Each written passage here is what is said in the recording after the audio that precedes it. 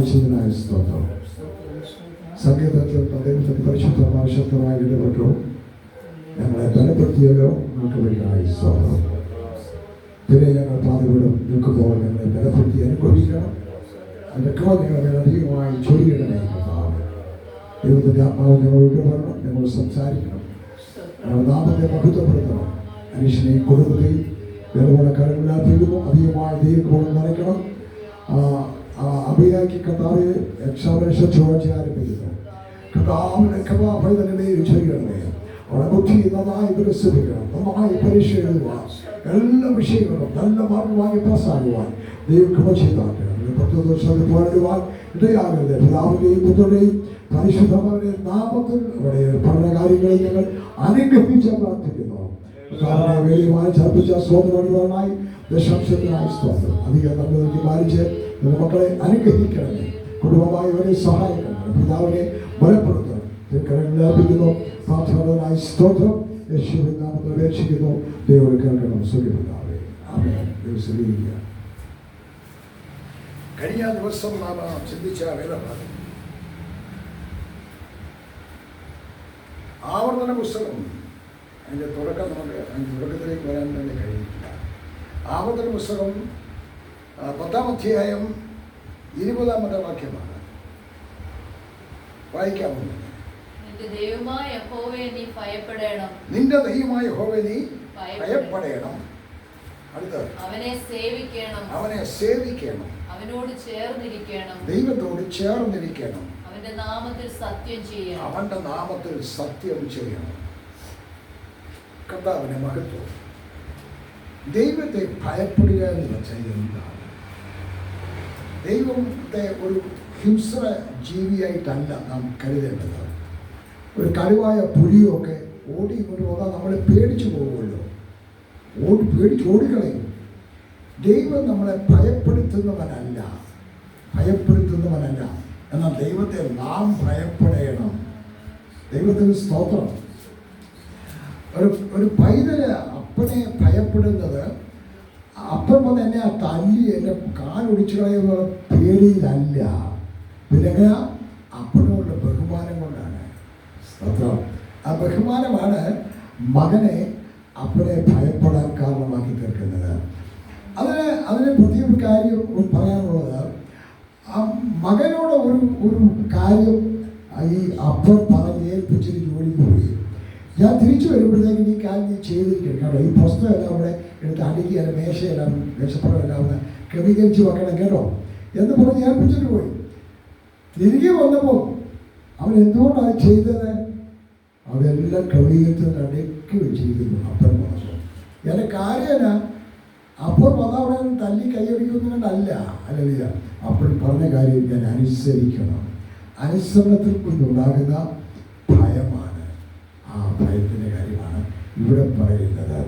അബ്രഹാമിനോട് യഹോവ ദൈവം അരുളി ചെയ്തു, ഞാൻ നിനക്ക് തന്ന നിന്റെ മകനെ, ഏകജാതനായ മകനെ തന്നെ നീ ഞാൻ കൽപ്പിക്കുന്ന സ്ഥലത്ത് കൊണ്ടുപോയി മലയിൽ വെച്ച് ഹോമയാഗം കഴിക്കണം.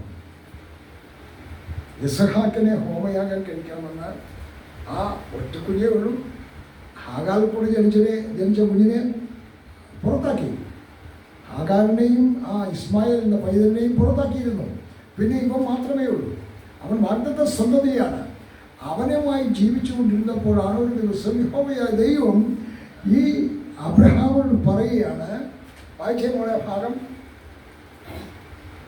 അപ്പോൾ അവൻ നിന്റെ മകനെ നീ സ്നേഹിക്കുന്ന നിന്റെ ഏകജാതനായ ഇസ്ഹാക്കിനെ തന്നെ കൂട്ടിക്കൊണ്ട് മോറിയ ദേശത്ത് ചെന്ന് അവിടെ ഞാൻ നിന്നോട് കൽപ്പിക്കുന്ന ഒരു മലയിൽ അവനെ ഹോമയാഗം കഴിക്ക എന്ന് അരുളി ചെയ്തു. മോറിയ ദേശത്തോട്ട് പോകണം. അവിടെ ചെന്ന് ഞാൻ നിന്നോട് കൽപ്പിക്കുന്ന മലയിൽ അവനെ ഹോമയാഗം കഴിക്കണം. അപ്പോൾ യാഗത്തിനെല്ലാം ഒരു വ്യവസ്ഥയുണ്ട്.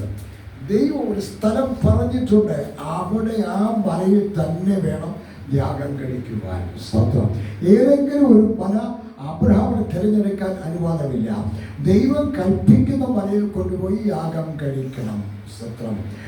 മോറിയ മലയല്ല, മോറിയ ദേശത്ത് ചെന്നിട്ട് അവിടെ ഞാൻ നിന്നോട് കൽപ്പിക്കുന്ന ഒരു മലയില്ല. അപ്പോൾ അവിടെ പല മലകളുണ്ട്. അത് ദൈവം കൽപ്പിക്കുന്ന മലയിൽ തന്നെ ഇവനെ യാഗം കഴിക്കണം എന്ന് കൽപ്പിച്ചു. അപ്പോൾ ഈ ഒരു കുഞ്ഞല്ല ഉള്ളൂ. അബ്രഹാം എത്രാമത്തെ വയസ്സിലാണ് കുഞ്ഞ് ജനിക്കുന്നത്? 100 വയസ്സുണ്ട്. സാറായിക്ക് 90 വയസ്സുണ്ട്. അതൊരു വലിയ അത്ഭുതമാണല്ലേ. ദൈവം വാഗ്ദത്തം ചെയ്ത ആ കുഞ്ഞിനെ 100ാമത്തെ വയസ്സിൽ ജനിച്ച ആ കുഞ്ഞിനെ താലോടിച്ച് വളർത്തിക്കൊണ്ടിരിക്കുമ്പോൾ അവനെ കൊണ്ടുപോയി യഹോവയാഗം കഴിക്കുവാൻ യഹോവയായ ദൈവം കൽപ്പിച്ചപ്പോൾ അവനൊന്ന് ഓർത്തിട്ട് അതെ പോകാൻ തയ്യാറാവുകയാണ്. സ്തോത്രം. അവൻ്റെ ആ കുഞ്ഞിൻ്റെ അമ്മ സാറ അവളോട് ഒറ്റ വാക്ക് പോലും ചോദിക്കാതെയാണ് അബ്രഹാം മകനെ കൊണ്ടുപോകുന്നത് യാഗത്തിനായിട്ട്. സ്തോത്രം. നിങ്ങൾ എൻ്റെ കൂടെ നിൽക്കണം ഈ കാര്യങ്ങൾ സംസാരിക്കുമ്പോൾ. സ്തോത്രം. അങ്ങനെ ഈ മകനെ കൊണ്ട് പോകാനായിട്ട് ഒരുക്കേണ്ട കാര്യങ്ങൾ അവിടെയുണ്ട്. യാഗത്തിന് മുമ്പ് ഒരുക്കം ആവശ്യമാണ്. യാഗം എന്താണെന്ന്? ആരാധനയാണെന്ന് റോമലേഖനം 12-ാം അധ്യായം റോമനെഴുതിയ ലേഖനത്തിൻ്റെ 12-ാം അധ്യായത്തിൻ്റെ 1-2 വാക്യങ്ങളിൽ പറയുന്നുണ്ട്. നിങ്ങൾ ബുദ്ധിയുള്ള ആരാധനയായി നിങ്ങളുടെ ശരീരങ്ങളെ ജീവനും വിശുദ്ധിയും ദൈവത്തിന് പ്രസാദമുള്ള യാഗമായി സമർപ്പിക്കുകയും. യാഗം എന്താണ്? ആരാധനയാണ്. അവർ യാഗം കഴിക്കാൻ പോവുകയാണ്. ഇത് നമുക്ക് അതിനുള്ള ബന്ധത്തിൽ പറഞ്ഞിരിക്കുന്ന വേദഭാഗം നമുക്കിവിടെ വായിക്കാം. അവർ ചെന്ന സ്ഥലത്ത് ഏകദേശം അടുത്തെത്തിയപ്പോൾ ദൂരെ എന്ന സ്ഥലം കണ്ടിട്ട് പറയുകയാണ്. അതിൻ്റെ 5-ാമത്തെ വാക്യം, അബ്രഹാം ബാല്യക്കാരോട് ഞാനും ബാലനും അവിടുത്തോളം ചെന്ന് ആരാധന കഴിച്ചു മടങ്ങി വരാമെന്ന് പറഞ്ഞു. ഞാനും ബാലനും അവിടുത്തോളം ദൈവം കൽപ്പിച്ചിരിക്കുന്ന ഇടത്തോളം ചെന്ന് ആരാധന കഴിഞ്ഞ് ഞങ്ങൾ മടങ്ങി വരാം. ആരാധന കഴിഞ്ഞ് ഞങ്ങൾ മടങ്ങി വരാം. ഹല്ലേലൂയ. ആരെയാ യാഗം കഴിക്കാൻ കൊണ്ടുപോകുന്നത്? ഇസ്ഹാക്കിനെയാണ്, മകനെയാണ്. അത് ഇസ്ഹാക്കിന് അപ്പോൾ അറിയത്തില്ല. ഹല്ലേലൂയ.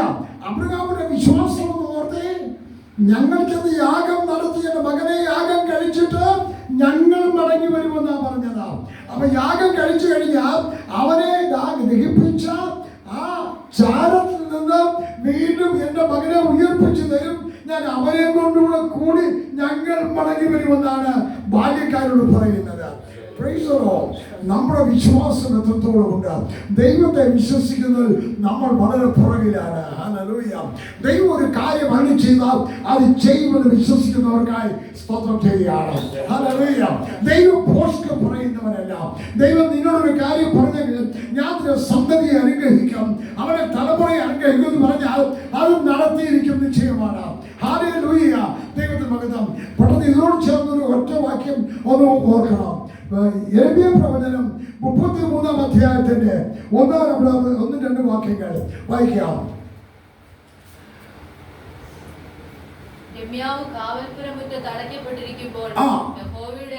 യഹോവയുടെ അരുളപ്പാട് യെരമ്യാവിന് ഉണ്ടായത് എന്തെന്നാൽ, അപ്പൊ അരുളപ്പാട് യെരമ്യാവിനുണ്ടായി, അതിനെ അനുഷ്ഠിക്കുന്ന യഹോവ. എന്തിനെ അനുഷ്ഠിക്കുന്ന യഹോവ? അരുളിപ്പാടുകളെ അനുഷ്ഠിക്കുന്ന യഹോവ. ഒന്ന് ദൈവം അരുളി ചെയ്താൽ അവയെ അനുഷ്ഠിക്കുന്ന ദൈവമാണ്. Praise the Lord. ഹല്ലേലൂയ. അത് ആരുടെയും ഒത്താശ വേണ്ട, ആരുടെ റെക്കമെൻഡേഷൻ അവിടെ വേണ്ട. ദൈവം പറഞ്ഞാൽ ദൈവം ചെയ്താൽ ശക്തനാണ്. ഹല്ലേലൂയ. അങ്ങനെ ദൈവം അരുളിപ്പാടുകളെ അനുഷ്ഠിക്കുന്ന ദൈവമാണ്. ഹല്ലേലൂയ. അങ്ങനെ സാറായോട് അറിയിക്കാതെയാണ് ഈ മകനെ കൊണ്ടുപോകുന്നത്. അതൊരു കടുകയായി പോയി അല്ലേ? രണ്ടുപേരുടെ കൂടെ ഒരു മകനെ ദൈവം ദാനം ചെയ്തിട്ട് ആ കുഞ്ഞിനെ യാഗം കഴിക്കാൻ കൊണ്ടുപോകുമ്പോൾ ഒരു വാക്ക് ഈ അമ്മയോട് പറയാതെ അവനെ കൊണ്ടുപോവുകയാണ്. അതാണ് അനുസരണത്തിന്റെ ശ്രേഷ്ഠത. സ്തോത്രം. അവിടെ അവൻ അറിവ് കാര്യം അറിയായിരുന്നു. സാറായോട് ഈ കുഞ്ഞിനെ യാഗം കഴിക്കാൻ കൊണ്ടുപോകാമെന്ന് പറഞ്ഞാൽ അത് നടക്കത്തില്ല എന്ന് അവനറിയാം. കാരണം സാറ അബ്രഹാമിന്റെ കാല് കെട്ടിപ്പിടിച്ച് കിടന്ന് കരയും, എൻ്റെ കുഞ്ഞിനെ കൊണ്ട് പോകരുത്, അവനെ യാഗം കഴിക്കാൻ കൊണ്ടുപോകരുത്. എന്തുമാത്രം ആടുകൾ ഇവിടെയുണ്ട്, അതൊക്കെ ഒരു നല്ല തടിച്ച ആൾക്കുട്ടിയെ കൊണ്ടുപോകാൻ പോരായോ? എന്തുകൊണ്ടാണ്? ഇതിന് മുമ്പും യാഗത്തിന് പോയിട്ടുണ്ട്. ആ സന്ദർഭങ്ങളിലെല്ലാം ആടിനെ കൊണ്ടാണ് യാഗത്തിന് പോകുന്നത്. ഹല്ലേലൂയ. എന്നാൽ ഇപ്രാവശ്യം ഈ ഇല്ല, ആളില്ലാതെയാണ് പോകുന്നത്. അത് മകനെയാണ് യാഗം കഴിക്കാൻ പോകുന്നത്. സാറായോട് പറയാതെ അബ്രഹാം തയ്യാറെടുത്ത് മുമ്പോട്ട് പോവുകയാണ്.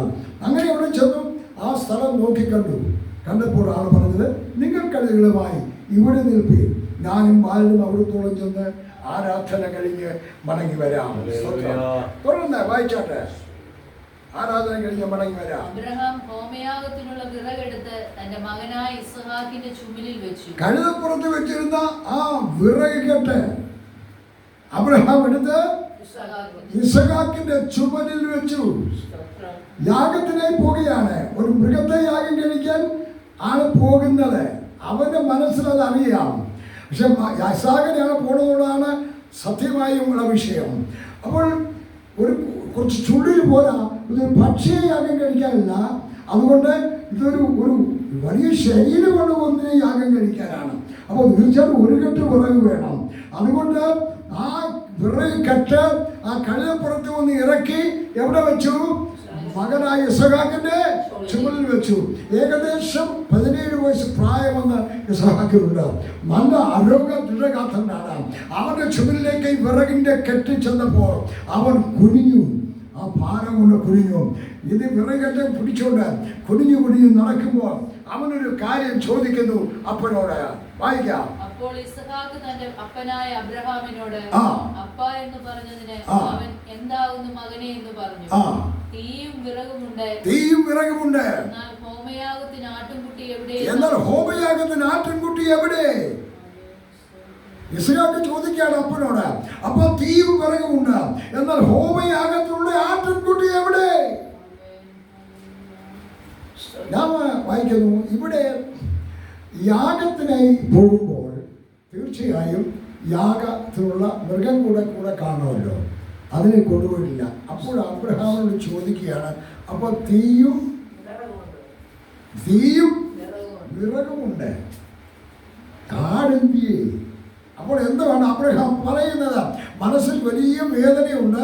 മകനെയാണ് യാഗം കഴിക്കാൻ പോകുന്നത്, മകനെയാണ് അറക്കാൻ പോകുന്നത്.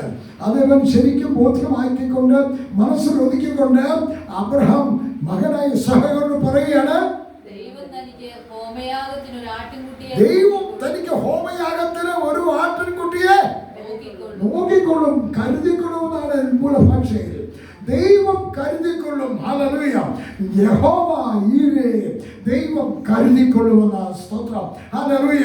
നമ്മുടെ ജീവിതത്തിൽ ദൈവം കൽപ്പിക്കുന്ന കാര്യങ്ങൾ ചെയ്യുവാൻ നാം പുറപ്പെടുമ്പോൾ, ഹല്ലേലൂയ, അതിനുവേണ്ടിയുള്ള വട്ടക്കൂട്ടലുകൾ ദൈവം നടത്തിക്കൊള്ളുമെന്ന് വിശ്വസിക്കാൻ നമുക്ക് കഴിയുമോ? നമുക്ക് പറഞ്ഞത് സംശയമാണ്. ദൈവത്തെ വിശ്വസിക്കാൻ നമുക്ക് കഴിയാറില്ല. എന്നാൽ ദൈവത്തെ കടന്ന് വിശ്വസിപ്പാൻ നമുക്ക് കഴിയട്ടെ. ഹല്ലേലൂയ. നമ്മളെക്കുറിച്ച് പറയുന്നത് നമ്മളെ വിശ്വാസികൾ എന്നാണ്. വിശ്വാസ സമൂഹമാണ് നമ്മൾ. എന്താണ്? കർത്താവായ യേശുവിൽ വിശ്വസിച്ചവരാണ് നാം. അങ്ങനെ രക്ഷ പ്രാപിച്ചവരാണ് നാം. ആ കൂട്ടത്തിൽപ്പെട്ടവരാണ് നാം. ഞാൻ യേശു ക്രിസ്തു മുഖാന്തരം രക്ഷ, ഇനിയും ഒരു ആത്മരക്ഷ ഉണ്ടായ നമുക്ക് ഇനി ഒരു നിത്യജീവനും ലഭിക്കുമെന്ന് വിശ്വസിച്ചിരിക്കുന്ന വിശ്വാസികളാണ് നാം. പേരുകൊണ്ട് വിശ്വാസിയാണ്, പക്ഷെ നമുക്ക് വിശ്വാസം ഒത്തിരി കുറവാണെന്നുള്ളത് സത്യമല്ലേ? ഹല്ലേലൂയ. പല കാലത്തും വിശ്വാസം കുറവാണ്. പ്രാർത്ഥിക്കാനായ ഒരു വിഷയത്തിന് പോയി ഇരിക്കുമ്പോൾ നീ പ്രാർത്ഥിച്ചു കഴിയുമ്പോൾ പ്രാർത്ഥിച്ച കാര്യങ്ങൾ ലഭിച്ചുവെന്ന് വിശ്വസിപ്പിരുന്നാൽ ഉണ്ടാകുമെന്ന് പറഞ്ഞ കർത്താവ് പറഞ്ഞിരിക്കുമ്പോൾ നമുക്ക് അങ്ങനെ വിശ്വസിക്കാൻ കഴിയുന്നു. നാം പ്രാർത്ഥിച്ച് മണിക്കൂറുകൾ പ്രാർത്ഥിച്ചുകൊണ്ടിരിക്കും. പ്രാർത്ഥിച്ചു എഴുന്നേൽക്കുമ്പോൾ ആ പ്രാർത്ഥിച്ച കാര്യത്തിന് പിന്നെയും സംശയം ശിക്ഷിക്കുകയല്ലേ? ഹല്ലേലൂയ. ആ കാര്യം നടക്കാറില്ല. അങ്ങനെയാകുമ്പോൾ സംശയിക്കുന്നവൻ എന്തെങ്കിലും ദൈവത്തിന് ലഭിക്കുമെന്ന് നീ നിരൂപിക്കരുത്. സ്തോത്രം. സംശയിക്കുന്നവരൊന്നും കിട്ടാറില്ല. ഹല്ലേലൂയ. ദൈവത്തെ നമുക്ക് പൂർണ്ണമായി വിശ്വസിക്കാം. സ്തോത്രം. അബ്രഹാം അത് ഹൃദയത്തിനകത്ത് ഒതുക്കിക്കൊണ്ട് മകളോട് പറഞ്ഞു, മോനെ, ദൈവം ഒരാട്ടിൻകുട്ടിയെ നോക്കിക്കൊള്ളും, കരുതിക്കൊള്ളും എന്നർത്ഥം. ദൈവം കരുതിക്കൊള്ളും. അങ്ങനെ അവർ യാഗസ്ഥലത്തേക്ക് ചെന്നു. ആ ദൈവം കൽപ്പിച്ച മലയിലെത്തി വിറക് അടുക്കി യാഗപീഠം പണിതു. സ്തോത്രം. മകനും കൂടെ കൂടിയാണ്, ഇസ്ഹാക്കും കൂടെ കൂടിയാണ് യാഗപീഠം പണിയുന്നത്.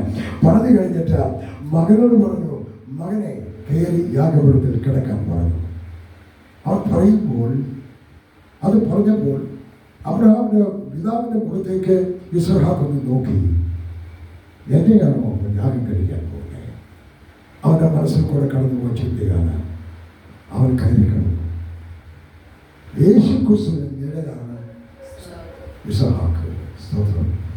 ഫിലിപ്പിയർ ലേഖനം 3 വായിക്കുന്നു, പിതാവിനെ അനുസരിക്കുന്നതിനായി ക്രൂശിന്റെ മരണത്തോട് തന്നെ താൻ ഏൽപ്പിച്ചു കൊടുത്തവനാണ് യേശു ക്രിസ്തു. ക്രൂശിൽ മരിക്കാനായി ഈ ഭൂമിയിലേക്ക് അയച്ച തൻ്റെ പിതാവിനെ അവിടം വരെ അനുസരിച്ചവനാണ് യേശു ക്രിസ്തു. അപ്പോൾ ഈ പിതാവായ അബ്രഹാമിനെ ഇസഹാക്ക് ആ യാഗത്തിനായി തന്നെ ഏൽപ്പിച്ചുകൊണ്ട് അനുസരിക്കുകയാണ്. സ്തോത്രം. അതുകൊണ്ട് ആ അനുസരണമാണ് ദൈവം കണക്കിട്ടത്. എന്താണ്? ഇവൻ എന്നെ ഭയപ്പെടുത്തുന്നത്. ഹല്ലേലൂയ. തുടർന്ന് നോക്കിക്കാട്ടെ. അങ്ങനെ കിടത്തി അബ്രഹാം കൈയും കാലും കെട്ടി ഇസഹാക്കിന്റെ അവനെ വെട്ടാനായി കത്തി ഉയർത്തി വെട്ടാനായി താഴേക്ക് ഓടുമ്പോൾ ദൈവത്തിന്റെ ശബ്ദം പുറകിൽ നിന്നുണ്ടായി. അബ്രഹാമേ, അബ്രഹാമേ, ബാലിന്റെ മേൽ കൈവെക്കരുത്, വെട്ടരുത്, കൈവെക്കരുത്. പെട്ടെന്ന് അബ്രഹാം കൈ അവിടെ സ്റ്റോപ്പ് ചെയ്തു. തിരിഞ്ഞു നോക്കുമ്പോൾ ഒരു ആട്ടിൻകുട്ടി കുറ്റിക്കാട്ടിൽ കുരുങ്ങിക്കിടക്കുന്ന കാണുകയാണ്. ഓടിച്ചെന്ന് ആ ആട്ടിൻകുട്ടിയെ എടുത്തു.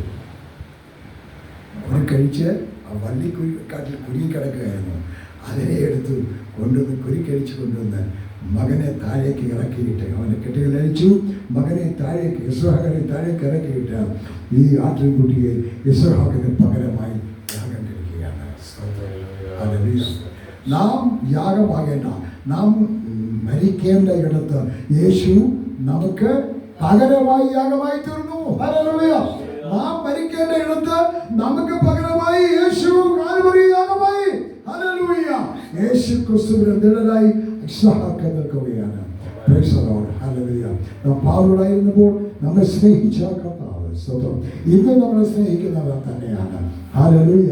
ഈ ജീവിതത്തിന്റെ കുറവുകളൊക്കെ ഓർത്താൽ നമ്മളോട് ക്ഷമ കാണിക്കാൻ ന്യായമില്ല. എങ്കിലും ദൈവം ഒത്തിരി ക്ഷമിക്കുന്നവരാണ്. ദൈവം ദീർഘക്ഷമയുള്ളവനാണ്. അതിന് ദൈർഘ്യം എത്രത്തോളം ഉണ്ട്, അവൻ ദീർഘമായി ക്ഷമിക്കുന്നവനാണ്. ഹല്ലേലൂയ. എന്തെല്ലാം ചെയ്താൽ നമ്മൾ അകൃത്യങ്ങളെയൊക്കെ ഓർമ്മ വെച്ചാൽ കർത്താവേ ആര് നിലനിൽക്കും? ദാവീദ് ചോദിക്കുകയാണ്. അകൃത്യങ്ങളെയൊക്കെ നീ ഓർത്താൽ നിങ്ങൾക്കാർക്കും നിലനിൽക്കാൻ പറ്റത്തില്ല. അപ്പൊ ദൈവം ഈ അകൃത്യങ്ങളെ ഒന്നും കണക്കിടുന്നില്ല, ഓർക്കുന്നില്ല, നിന്നെ സഹായിച്ചുകൊണ്ടിരിക്കുകയാണ്. ഹല്ലേലൂയ. നിനക്ക് രക്ഷ നൽകിയതാണെങ്കിൽ അതല്ല, ദൈവം അത് തകരാതെ വണ്ണം നിന്നെ നിലനിർത്തുകയാണ്.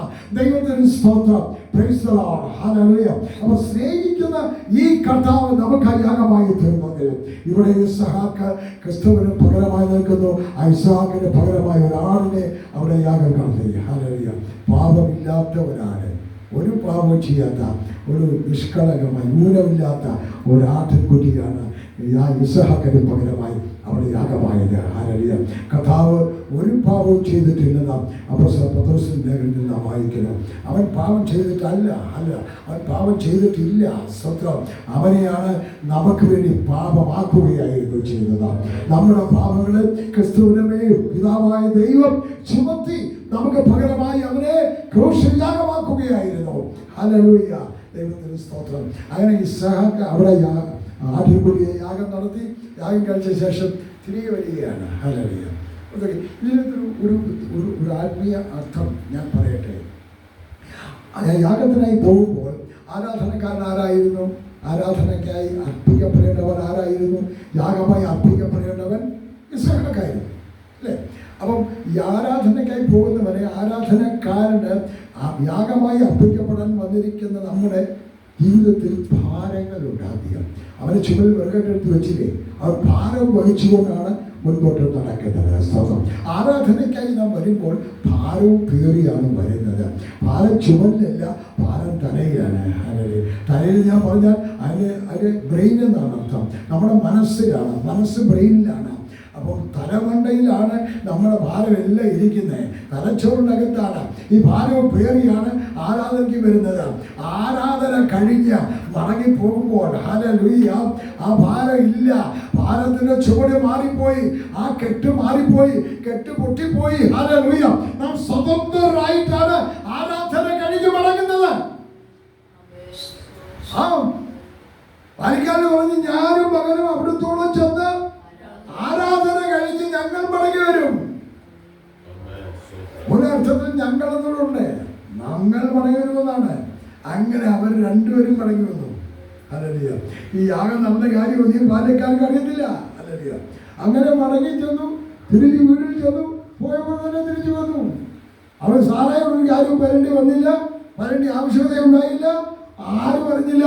ദൈവവും മാത്രം, അവരും അബ്രഹാമും ഇസഹാക്കും ദൈവവും മാത്രമേ ആ യാഗത്തിന്റെ ക്രമീകരണങ്ങൾ അറിഞ്ഞുള്ളൂ. ഹല്ലേലൂയ. ദൈവത്തിന് സ്തോത്രം. അപ്പം അന്നത്തെ വായിച്ചപ്പോൾ അത് കഴിഞ്ഞ് എന്തുവാണ് ഞാൻ പറഞ്ഞത്? എനിക്കിപ്പോൾ ഒരു കാര്യം മനസ്സിലായി. എനിക്ക് നീ എന്നെ ഭയപ്പെടുന്നുവെന്ന്. നിന്റെ ഏകജാതനായ മകനെ തരുവാൻ നീ മടിക്കായിക കൊണ്ട് എന്നെ അനുസരിച്ചത് കൊണ്ട് നീ ദൈവത്തെ ഭയപ്പെടുന്നുവെന്ന് ഞാൻ ഇപ്പോൾ അറിയുന്നു. ഹല്ലേലൂയ. അപ്പോൾ എന്താണ് ദൈവത്തെ ഭയപ്പെടുന്നു എന്ന് ദൈവം പറയാൻ കാരണം? ഞാൻ പറഞ്ഞത് നീ അനുസരിക്കാൻ തയ്യാറായി, നീ അനുസരിച്ചു. മകനെ തന്നെ തരണമെന്ന് പറഞ്ഞു, മകനെ തരാൻ തയ്യാറായി, നീ അനുസരിച്ചു. അതുകൊണ്ടാണ് ദൈവം പറഞ്ഞത് നീ എന്നെ ഭയപ്പെടുന്നുവെന്ന് ഞാനിപ്പോൾ അറിയുന്നു. ദൈവത്തെ അനുസരിക്കുന്ന നമ്മെ കുറിച്ച് ദൈവത്തിന് പറയാൻ കഴിയും. നീ എന്നെ ഭയപ്പെടുന്നുവെന്ന് ഞാനിപ്പോൾ അറിയുന്നു. എന്നെയും നിങ്ങളെയും കുറിച്ച് ദൈവത്തിന് പറയാൻ കഴിയുമോ? അല്ലെങ്കിൽ ദൈവം പറയണം, നീ എന്നെ ഭയപ്പെടുന്നുവെന്ന് ഞാനിപ്പോൾ അറിയുന്നു. ദൈവത്തിന് സ്തോത്രം. അതാണ് നാം വായിച്ചു വന്നതിൻ്റെ ആവർത്തന പുസ്തകത്തിൻ്റെ 10-ാം അധ്യായത്തിൻ്റെ 20-ാമത്തെ വാക്യം. നിന്റെ ദൈവമായ യഹോവയെ നീ ഭയപ്പെടണം. നിന്റെ ദൈവമായ യഹോവയെ നീ ഭയപ്പെടണം. ഭയപ്പെടുക എന്ന് പറഞ്ഞാൽ ഏത് അർത്ഥത്തിലാണെന്നാണ് ഇവിടെ ഞാൻ പറഞ്ഞത്. എന്നാൽ വേറെ ചില ഭാഗം കൂടെ നമുക്ക് വായിക്കാം. മത്തായി സുവിശേഷം 10-ാം അധ്യായം 28-ാമത്തെ വാക്യം. മത്തായി സുവിശേഷം 10-ാം അധ്യായം 28-ാമത്തെ വാക്യം. ദേഹിയെ കൊല്ലുവാൻ കഴിയാതെ ദേഹത്തെ കൊല്ലുന്നവരെ ഭയപ്പെടേണ്ട. ദേഹിയെയും ദേഹത്തെയും നരകത്തിൽ നശിപ്പിക്കാൻ കഴിയുന്നവനെ നമ്മുടെ ജീവനെയും ശരീരത്തെയും നരകത്തിൽ നശിപ്പിക്കാൻ കഴിയുന്നവനെ തന്നെ ഭയപ്പെടണം. നമ്മുടെ ജീവനെയും ശരീരത്തെയും നരകത്തിൽ നശിപ്പിക്കാൻ കഴിയുന്നവനെ ഭയപ്പെടണം. ഹല്ലേലൂയ. നിങ്ങൾ ദൈവത്തെ ഭയപ്പെടണമെന്ന് പറഞ്ഞിരിക്കുമ്പോൾ ഞാൻ ഒരു കാര്യം നിങ്ങൾ പറഞ്ഞതിൻ്റെ അർത്ഥം നിങ്ങൾ മനസ്സിലാക്കിയിരിക്കും എന്ന് ഞാൻ കരുതുന്നു. ദൈവത്തെ ഭയപ്പെടുക എന്ന് പറഞ്ഞാൽ ദൈവത്തെ അനുസരിക്കുക എന്നാണ് ഒന്നാമത്തെ കാര്യം. ദൈവം കൽപ്പിക്കുന്നതെല്ലാം അതുപോലെ അനുസരിക്കുക. നമ്മളതിനകത്തൊന്നും നമ്മുടെ ന്യായങ്ങളൊന്നും കൊണ്ടുവരണ്ട. ദൈവം കൽപ്പിക്കുക അങ്ങ് അനുസരിച്ചാൽ മതി. സ്തോത്രം. നീ ഇന്നടത്തേക്ക് പോകാൻ എന്ന് പറഞ്ഞാൽ പോകാൻ തയ്യാറാകുക എന്നുള്ള. നോർത്ത് ഇന്ത്യയിലേക്ക് കർത്താവിന് വേലയ്ക്കായി പോകാൻ പറഞ്ഞാൽ പോകാൻ തയ്യാറാകുക. ഹല്ലേലൂയ. സ്തോത്രം. കർത്താവിന് പോകുന്നു. കർത്താവിനുവേണ്ടി ഇന്നൊരു കാര്യം നീ വേലയ്ക്ക് വേണ്ടി ചെയ്യണം. കർത്താവിനുവേണ്ടി ഒരു ചർച്ച നീ പണിയണം എന്ന് പറഞ്ഞാൽ നീ അങ്ങനെ കാര്യമൊക്കെ കർത്താവ് തയ്യാറായി തരും. പണിയാൻ നീ ഒരുപറ്റി മുന്നോട്ട് ഇറങ്ങിയാൽ അതറിയാം, ബാക്കി കാര്യം ദൈവം ചെയ്തോളും. അതറിയാം. അബ്രഹാം ചെയ്തത് അത് തന്നെയാണ്. യാഗം കൊണ്ട് കഴിക്കണമെന്ന്, മകനെ യാഗം കഴിക്കണമെന്ന് പറഞ്ഞപ്പോൾ അവൻ ഒരുപെട്ട ഇറങ്ങിയല്ലോ, അതിനായി യാത്ര തിരിച്ചല്ലോ. അതറിയാം. ബാക്കി കാര്യം ക്രമീകരിച്ചവൻ ദൈവമാണ്. നാട്ടിൻകുട്ടിയെ ഒരുക്കുന്ന ദൈവമാണ്. അതറിയാം. അപ്പൊ നിന്നോട് ദൈവം കൽപ്പിക്കുന്നതൊക്കെ ചെയ്യാൻ, അനുസരിക്കാൻ തയ്യാറാകുക. നീ ദൈവത്തെ ഭയപ്പെടുന്നുവെന്ന് ദൈവം അപ്പോൾ അറിയും. ഹല്ലേലൂയ. സ്തോത്രം. മത്തായി സുവിശേഷം നാം വായിച്ച വേദഭാഗം വളരെ അർത്ഥവത്താണ്. സ്തോത്രം. ദേഹിയെയും ദേഹത്തെയും നരകത്തിൽ തള്ളിയിടുവാൻ കഴിയുന്നവനെ നാം ഭയപ്പെടണം. തുടർന്ന് ഭയപ്പെടുന്ന കാര്യം പറഞ്ഞത് പിന്നെ പറഞ്ഞത് അവനെ സേവിക്കണം, ആരാധിക്കണം, വർഷിപ്പിക്കണം. ആരെയെ സേവിക്കേണ്ടേ? അവനെ മാത്രമേ സേവിക്കാവൂ. ഹല്ലേലൂയ. ലൂക്കോസിന്റെ സുവിശേഷം 4-ാം അധ്യായം 5 മുതൽ 8 വരെയുള്ള വാക്യങ്ങൾ ഒന്ന് വായിക്കാമോ? സ്തോത്രം. പിന്നെ പിശാച് അവനെ മേലോട്ട് കൂട്ടിക്കൊണ്ടുപോയി. കർത്താവ് യോർദാൻ നദിയിൽ യോഹന്നാന്റെ കൈക്ക് സ്നാനം വെച്ച് കഴിഞ്ഞാൽ അവൻ വെള്ളത്തിൽ ഉയരുമ്പോൾ പരിശുദ്ധാത്മാവ് പ്രാവ് പോലെ അവൻ്റെ മേൽ ഇറങ്ങി വന്നു. ഹല്ലേലൂയ. അവിടെ നിന്ന് പിന്നെ അവൻ പോയത് എവിടെയുണ്ടാ? മരുഭൂമിയിലേക്കാണ്. പരിശുദ്ധാത്മാവ് അവനെ മരുഭൂമിയിലേക്ക് നടത്തി. ഹല്ലേലൂയ. മരുഭൂമിയിൽ ചെന്നപ്പോൾ സാത്താൻ അവനെ 40 ദിവസം പരീക്ഷിച്ചുകൊണ്ടിരുന്നു. ലൂക്കോസിന്റെ സുവിശേഷം 4-ാം അധ്യായമാണ് വായിക്കുന്നത്. പരീക്ഷിച്ചുകൊണ്ടിരുന്നു. അപ്പോൾ സാത്താൻ പലതരത്തിലാണ് യേശുവിനെ പരീക്ഷിക്കുന്നത്. നമ്മളെ സാത്താൻ പരീക്ഷിക്കുന്നത് ഒരു വഴിയിൽ കൂടെ മാത്രമല്ല, പല വഴിയിൽ കൂടെ പരീക്ഷണങ്ങൾ കൊണ്ടുവരും. പല വഴിയിൽ കൂടെ പരീക്ഷണം കൊണ്ടുവരും. ചിലപ്പോൾ നമ്മൾ സാമ്പത്തിക ബുദ്ധിമുട്ട് വന്ന് നമ്മളെ പരീക്ഷിക്കും. അപ്പം നിയമപരമല്ലാത്ത പോലെ ചെയ്യാൻ ചിലപ്പോൾ സാത്താൻ നമ്മളെ പ്രേരിപ്പിക്കും. നമ്മളത് വീട് പോകേണ്ട ആകരുത്. അതിലൊക്കെ ഇയാൾ ഈ വചനം ഇങ്ങനെ പറഞ്ഞിരിക്കുന്നത്. ഹല്ലേലൂയ, സ്തോത്രം. അപ്പോൾ നമ്മുടെ ജീവിതത്തിൽ ഇല്ലായ്മ വന്നോണ്ടല്ലേ എന്ന് ഓർന്നു പോകും. അത് നമ്മുടെ ന്യായീകരണമാണ്. നിനക്കില്ലെങ്കിൽ വരുത്തി തരാൻ ദൈവശക്തനാണ് എന്ന് വിശ്വസിക്കുന്നവരാണ് ഭക്തൻ. ഹല്ലേലൂയ, ദൈവത്തിന് സ്തോത്രം. അരുതാത്തത് ചെയ്തുകൊണ്ട് നമ്മളെ പ്രമാണം തെറ്റിക്കുന്നതല്ല ഭക്തൻ. ഹല്ലേലൂയ, ദൈവത്തിന് സ്തോത്രം. ദൈവം തരാൻ ശക്തനാണ്. അവൻ തന്നുകൊള്ളും. ആ സമയം നാം ദൈവത്തെ പരീക്ഷിക്കാൻ നോക്കണ്ട. ഹല്ലേലൂയ, പ്രവർത്തിപ്പാൻ ശക്തൻ നമ്മുടെ ദൈവം തന്നെ. നമ്മളെ വിളിച്ചവൻ വിശ്വസ്തനാണ്. അവൻ ഇന്നും നടത്തും, നാളെ നടത്തും, അടുത്ത ദിവസങ്ങളിൽ നടത്താൻ ശക്തൻ തന്നെയാണ്. ഒരു ദിവസത്തേക്ക് മാത്രമല്ല, ജീവിതകാലം മുഴുവൻ കർത്താവിന്റെ വരവ് വരെ അവനെ നടത്തുവാൻ ശക്തനും വിശ്വസ്തനുമായ കർത്താവാണ്. ഹല്ലേലൂയ, ദൈവത്തിന് സ്തോത്രം. ഇനിയും അവിടെ വായിച്ചേ ലൂക്കോസിന്റെ സുവിശേഷം 4-ാം അധ്യായത്തിന്റെ 5 മുതൽ 8-ാമത്തെ വാക്യം വരെ. പിന്നെ പിശാച് അവനെ മേലോട്ട് കൂട്ടിക്കൊണ്ടുപോയി ഉയർന്ന സ്ഥലത്ത് ഒരു വലിയ മലമുകളിൽ പർവ്വത മുകളിൽ ഇവരെ കൊണ്ടുപോയി നിർത്തി. ലോകത്തിലെ സകല രാജ്യങ്ങളെയും ക്ഷണനേരത്തിൽ അവനെ കാണിച്ചു. ഈ അധികാരമൊക്കെയും അതിന്റെ മഹത്വവും എനിക്ക് തരാം. സാത്താൻ പറയാണ്, ഈ അധികാരമൊക്കെ അവന്റെ കയ്യിലാണെന്ന്. ഇപ്പം സാത്താന്റെ കയ്യിലാണെന്ന്. ലോകത്തിന് സകല മഹത്വത്തെയും കാണിച്ച ശേഷം സാത്താൻ പറഞ്ഞെന്തോ, ഇന്ത്യയുടെ അധികാരമെല്ലാം എന്റെ കയ്യിലാണ്, അവന്റെ കയ്യിലാണ്. ഇതെല്ലാം നിനക്ക് തരാം. അതെങ്കിൽ ഏൽപ്പിച്ചിരിക്കുന്നു. പിശാച് പറയുകയാണ്, ഈ ലോകത്തിന്റെ മഹത്വത്തെ എല്ലാം എങ്കിൽ ഏൽപ്പിച്ചത് അവന്റെ കയ്യിൽ, പിശാചിന്റെ കയ്യിൽ ഏൽപ്പിച്ചിരിക്കുന്നുവെന്ന് അവൻ പറയുകയാണ്. ഹല്ലേലൂയ. എന്നാൽ കർത്താവ് പറഞ്ഞ അതിനെ എതിർത്ത് പറഞ്ഞില്ല. പോ പിശാചേ, അത് നിന്റെ കയ്യിലെല്ലാം എന്റെ പിതാവിന്റെ ആണത്, അതുകൊണ്ട് എന്റെ കയ്യിലാണതെല്ലാം ഏൽപ്പിക്കപ്പെട്ടിരിക്കുന്നതെന്ന് കർത്താവ് പറയുന്നില്ല. സത്യത്തിൽ അത് പിശാചിന്റെ കയ്യിൽ തന്നെയാണ്. അത് എന്താ അങ്ങനെ കയ്യിലായി തീർന്നത്? സാത്താന്റെ കയ്യിലായത് ഏതോ തോട്ടത്തിൽ വെച്ച് ഹവ്വ തെറ്റ് ചെയ്തപ്പോൾ, പാപം ചെയ്തപ്പോൾ, ഹവ്വമാർ പാപം ചെയ്തപ്പോഴാണ് ഈ നന്മ അനുഭവവും എല്ലാം, ഈ അധികാരമെല്ലാം സാത്താന്റെ കയ്യിൽ വന്നത്. നേരത്തെ ദൈവം അവരെ സൃഷ്ടിച്ചു കഴിഞ്ഞ് അവർ ഏതെന്നോട്ടത്തിൽ വസിപ്പിക്കുമ്പോൾ അവർ പറഞ്ഞു, ഈ ഭൂമി ഇതിനകത്തുള്ള സകലത്തിൻ്റെയും വാഴ അരുളുക, വാഴ ജീവിക്കുക, എല്ലാത്തിൻ്റെയും വാഴാനായിട്ട് അവർ ഏൽപ്പിക്കുകയായിരുന്നു. ആ തോട്ടത്തിൽ വാഴാൻ തന്നെയാണ് അവരെ ആക്കിയത്. എല്ലാത്തിൻ്റെയും അധികാരം ദൈവം കൊടുത്തിരിക്കുകയാണ്. എന്ന് ഒരൊറ്റ കാര്യം അവരുടെ മുമ്പിൽ പാടില്ലാത്തതായി വെച്ചോളൂ. ഏത്? നന്മ തിന്മകളെ കുറിച്ചുള്ള തിരിച്ചറിവിൻ്റെ വൃക്ഷത്തിൻ്റെ ഫലം നിങ്ങൾ തിന്നരുത് എന്ന് പറഞ്ഞ ഒറ്റ കാര്യമേ അവരോട് പ്രമാണമായി നിയമമായി വെച്ചോളായിരുന്നു. അതവർ തെറ്റിച്ചു, അനുസരണക്കേട് കാണിച്ചു. ഭക്ഷിക്കരുതെന്ന് പറഞ്ഞ വൃക്ഷഫലം അവ ഭക്ഷിക്കാനായിട്ട് പറിച്ചോണ്ട് അവർ തീർച്ചയായും അത് കടിച്ചു കാണും. ആ പഴം കടിച്ചു. എന്ത് ടേസ്റ്റാണ്! ഞാൻ ഓടിപ്പോവാ എൻ്റെ ഭർത്താവിനോട് കൊടുക്കാൻ. അതവന് കൊടുക്കാനായി ഓടി വന്നു. അത് കടിക്കുന്ന നാളിൽ നീ മരിക്കും എന്നാ പറഞ്ഞിരിക്കുന്നേ. ആ മരണം എങ്ങനെ സംഭവിച്ചു എന്ന് നമ്മൾ നോക്കാൻ പോവുകയാണ്. ആ ഫലവുമായി ഓടി വന്നു. അവള് കടിച്ച ഫലവുമായി ആദവന്റെ അടുത്തേക്ക് ഓടി വന്നു. ആദവന് കൊടുത്തു. എത്ര നല്ല ഭംഗിയുടെ പഴമാണ് നോക്കി. എനിക്കിപ്പോ കിട്ടില്ല, ഞാൻ പറിച്ചെടുത്തത്. നോക്കി തിന്നെ എത്ര ടേസ്റ്റ് ആണെന്നറിയോ? ഞാൻ കഴിച്ചതല്ലേ ഇത്, കൊള്ളാം. അവനും തിന്നു. അപ്പോൾ ഇരുവരും നഗ്നരായി തീർന്നു. അവരെ ആ വിശുദ്ധിയുടെ തേജസ്സിന്റെ വസ്ത്രം അവരെ വിട്ടു മാറിപ്പോയി. അപ്പോൾ അവർ ആ തേജസ്സിന്റെ വസ്ത്രമായിരുന്നു, അവർ പഞ്ഞിനൂലുള്ള വസ്ത്രം അല്ലായിരുന്നു ധരിച്ചിരുന്നത്. അതറിയാം, തേജസ്സിന്റെ വസ്ത്രമായിരുന്നു. അത് പാപം ചെയ്തപ്പോൾ, അനുസരണക്കേടിനാൽ പാപം ചെയ്തപ്പോൾ ആ തേജസ് അവരെ വിട്ടുമാറി.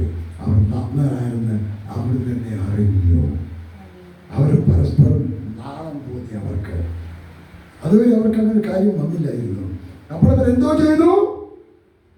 അവരെ ഓടിച്ചെന്ന് അത്തിയിലകൾ പറിച്ച് കൂട്ടി തുന്നി അരയാടെ ഉണ്ടാക്കി നഗ്നത മറച്ചു.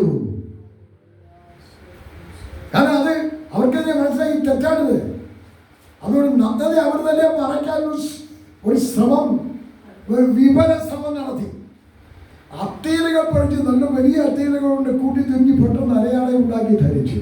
മറയ്ക്കേണ്ട ഭാഗമൊക്കെ അതുകൊണ്ട് മറച്ചു. പക്ഷേ ദൈവത്തിന്റെ സൂര്യൻ ഉദിച്ചപ്പോൾ ആ ഇലയെല്ലാം ചുരുങ്ങി, ഇല ചുരുങ്ങി വരണ്ടു. ചുരുങ്ങിയപ്പോൾ വീടും നഗ്നത പുറത്തെടുത്തു. അപ്പൊ മനുഷ്യൻ തന്റെ പാപം മറയ്ക്കാൻ ചെയ്യുന്ന സ്വയം പരിശ്രമങ്ങളൊന്നും ഫലിക്കത്തില്ല. അതെല്ലാം വിഫലമാണ് എന്ന് അതിൽ കൂടെ തെളിയുകയാണ്. ഹല്ലേലൂയ. മനുഷ്യൻ ഏതൊക്കെ കാര്യങ്ങളാണ് പാപങ്ങളെ മറയ്ക്കാനായി ആ മലയിൽ പോകുന്നു, ഇന്ന പള്ളിയിൽ പോകുന്നു, ഇന്ന സ്ഥലത്ത് പോകുന്നു, ഇന്ന സ്ഥലത്ത് പോയി നേർച്ച ഇടുന്നു, മെഴുകുതിരി കത്തിക്കുന്നു, എന്തൊക്കെ കാര്യങ്ങളാണ് പാപത്തെ മൂടാനായി ചെയ്യുന്നത്. അതുകൊണ്ടൊന്നും പാപം മൂടപ്പെടത്തില്ല. പിന്നെ ഒരൊറ്റ മാർഗം അവിടെ ഉണ്ട്. അതെന്തായിരുന്നു? കഥാവ് ഒരു ആട്ടിൻകുട്ടിയെ കൊന്നു, ആടിനെ കൊന്നു, അല്ലെങ്കിൽ ഒരു മൃഗത്തെ കൊന്നു, അതിന് തോലെടുത്ത് ഇവരെ ധരിപ്പിച്ചു. ആ തോലോട് ധരിച്ചു കഴിഞ്ഞപ്പോൾ നഗ്നത മറഞ്ഞു കിട്ടി. പിന്നെ അത് എന്തോ വെയിൽ ഉറച്ചാലും അത് ചുരുങ്ങത്തില്ല, മാറ്റപ്പെടത്തില്ല, അത് നഗ്നത പുറത്ത് കാണത്തില്ല. അപ്പം മനുഷ്യന് പാപത്തെ മറയ്ക്കുവാൻ, ഇല്ലായ്മ ചെയ്യുവാൻ, പാപത്തിന് മോചനം കൊടുക്കാൻ, പാപത്തെ നീക്കിക്കളവാൻ ഒരു യാഗം നടന്നു. അത് നമ്മുടെ കർത്താവായ യേശു ക്രിസ്തുവിന്റെ പരമയാഗമാണ്. ആ കാൽവരി ക്രൂശിൽ അവൻ രക്തം ചിന്തി യാഗമായതിനാലാണ് നമ്മുടെ പാപം മറഞ്ഞു കിട്ടിയത്. 32-ാം സങ്കീർത്തനത്തിൽ ലംഘനം ക്ഷമിച്ചും പാപം മറച്ചും കിട്ടിയ മനുഷ്യൻ ഭാഗ്യവാൻ എന്ന് നാം കാണുന്നു. അങ്ങനെ നമ്മുടെ വാക്യം ആ കർത്താവിനെ മാത്രം. അപ്പൊ ഇനി നമ്മൾ 4-ാം സുവിശേഷം 4-ാം അധ്യായത്തിന്റെ ആ വാക്യോട് വായിച്ചു തീർത്ത് ഇതെല്ലാം എങ്ങനെ ഏൽപ്പിച്ചിരിക്കുന്നു, ഇതെല്ലാം എനിക്ക് ഇതെല്ലാം എന്റെ തന്നിരിക്കുക. പിശാച് പറയാ, എനിക്ക് മനസ്സുള്ളവർ ഞാനത് കൊടുക്കുന്നു. നീ എന്നെ നമസ്കരിച്ചാൽ എല്ലാം നിന്റേതാകുമെന്ന് അവനോട് പറഞ്ഞു, യേശുവിനോട് പറഞ്ഞു. അപ്പോൾ യേശു പറഞ്ഞത് എന്താണ്? യേശു അവനോട് കർത്താവിനെ നമസ്കരിച്ച് അവനെ മാത്രമേ ആരാധിക്കാവൂ എന്ന് എഴുതിയിരിക്കുന്നു എന്ന് ഉത്തരം പറഞ്ഞു. സാത്താൻ പറഞ്ഞത് അവനെ വീഴിക്കാൻ വേണ്ടി പറഞ്ഞതാണ്. ദൈവകൃപയുള്ളവരെ വീഴിക്കാൻ സാധിക്കത്തില്ല. ഹല്ലേലൂയ.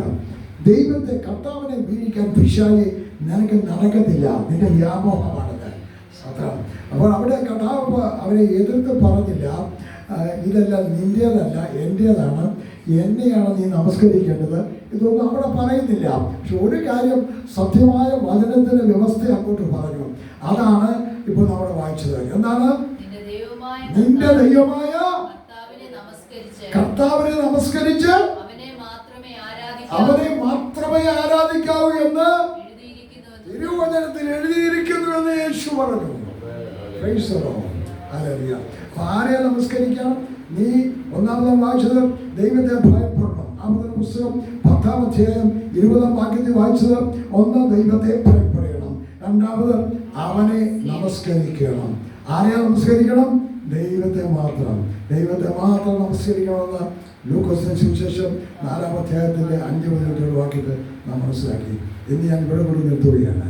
അടുത്ത ദിവസം ആകട്ടെ നമുക്ക് പ്രാർത്ഥിച്ച് മീറ്റിംഗ് അവസാനിപ്പിക്കാം.